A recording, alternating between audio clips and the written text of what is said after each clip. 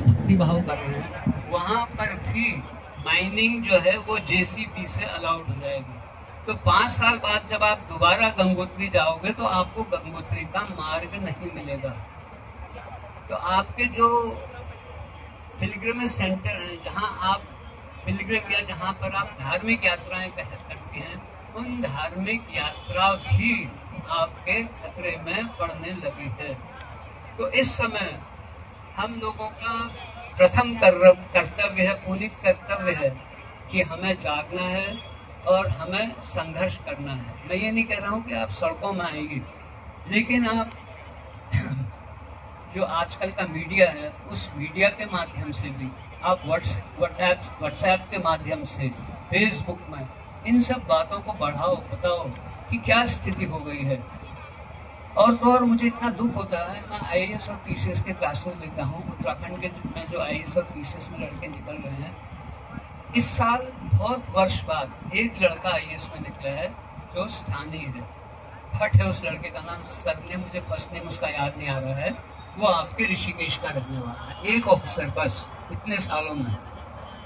और आईएफएस में कई सालों में एक हल्द्वानी का लड़का निकला है जिसका नाम है चंद्रशेखर जोशी, वो यहाँ एमबी डिग्री कॉलेज का है और डीएफओ है। वो लोग योद्धा संस्कृति के थे, लेकिन यही योद्धा लोगों की बहन बेटियों के साथ जघन्य अपराध हमारे ही अपने प्रदेशों में होता है, लेकिन ये योद्धा समाज सोया रहता है। आप सब लोग जानते हैं, सारा योद्धा समाज सोया है।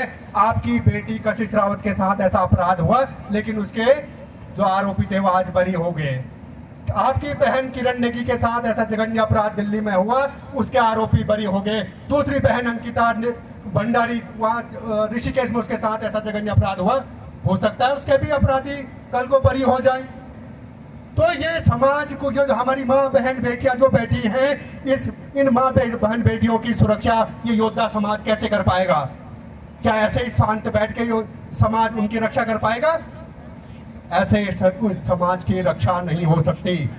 उस समाज की रक्षा कैसे हो सकती है? वह कौन सा कानून है जिससे इन सब की रक्षा हो सकती है? वह है यह एसटी कानून, 5th शेड्यूल।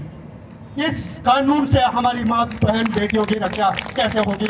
उसको अधिक आपके सामने बात रखने के लिए हमारे बीच में एडवोकेट आभा थपलियाल जी हैं। मैं उनसे आग्रह करूंगा कि 5th शेड्यूल से महिला सुरक्षा कैसे हो पाएगी, उस पर अपना वक्तव्य रखें। धन्यवाद। कुमाऊनी में तो नहीं संबोधित कर पाऊंगी आप लोगों को, लेकिन बहुत सुंदर लग रही है जब कुमाऊनी कानों में पढ़ रही है। गढ़वाली समझने वाला तो यह बहुत कम होला, तो हम हिंदी में ही बोला। लोग जहाँ भी रहते हैं, जो शायद 2 या 3 पीढ़ियों से ही बाहर रह रहे हैं, लेकिन जहाँ भी हम रहते हैं हमारे दिल में एक दर्द, एक पीड़ा रहती है। एक चीज़ गढ़वाली में बोलते हैं कि हमारे सुंदर प्रदेश का हाल क्या हो गया है। और जैसे कि अभी हमने सुना है, ये हम जान भी रहे थे कि ये संघर्ष से लिया गया है, इसको मिला नहीं है हमको।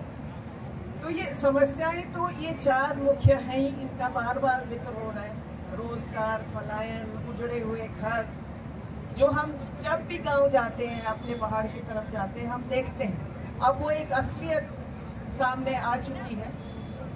और फिर लड़कियों और महिलाओं का जो बढ़ता लैंगिक शोषण है, एक हिंसा और असुरक्षा का माहौल जो है वो बढ़ता ही जा रहा है, उससे तो दिल दहल ही गया है। और चौथा ये बेदर्दी तथाकथित विकास, ये तो हमारे पुश्तैनी भूमि को, हमारे पूर्वजों की भूमि को विनाश की ओर धकेल रही है। तो ये सब ज्वलंत मुद्दे हैं। अब एक लंबे समय के बाद एक समाधान नजर आ रहा है, एक नई पहल, एक नई ऊर्जा महसूस होने लगी है। जितने भी लोग हैं, हम तो 2 लोग के सामने भी बोलेंगे ये बातें, इससे फर्क नहीं पड़ता है। लोगों के दिमाग में क्वालिटी होनी चाहिए, समझने और एक्शन लेने की क्षमता होनी चाहिए। तो मेरा बैकग्राउंड लॉ ही है, मैं पहले वकालत ही करती हूँ। तो मुझे एक बात ये बहुत अच्छी लग रही है कि जो ये हमारा संघर्ष है वो संविधान और अपने न्यायिक ढांचे के अंदर ही है। हमको कोई तोड़ फोड़ नहीं करना है, हमको कहीं किसी से कुछ छीनना नहीं, हमको अपने आप को पहचानना है। और ये प्रोफेसर साहब की बातें तो बहुत ही दिलचस्प थी। मैं देख रही थी कि कितना शांत हो गया था ये मैदान जब वो बता रहे थे कि खस कौन थे, कहाँ से आए थे, और वो हम कैसे थोड़ा फर्क है मैदानी क्षेत्र से। हालांकि हमारी किसी से लड़ाई नहीं है, ये बहुत बड़ी बात है। ये एक प्रेम का संघर्ष है, क्योंकि हम पहाड़ से प्रेम करते हैं जहाँ भी हम रहते हैं। तो उत्तराखंड मेहनत करते हैं, इसलिए इतने लोग जो उम्रदार भी हैं, जो सोच सकते थे कि अभी आप क्या करना है, आप तो रिटायर हो गए, अब जवान लोग देखें, लेकिन एक ऊर्जा आ गई है इनकी बातों से, इनकी जानकारी से। तो मैं अपने संविधान के बारे में एक बात ये मैं कहूँगी कि ये है तो दुनिया का सबसे लंबा संविधान। अब ये अपने आप में तो कोई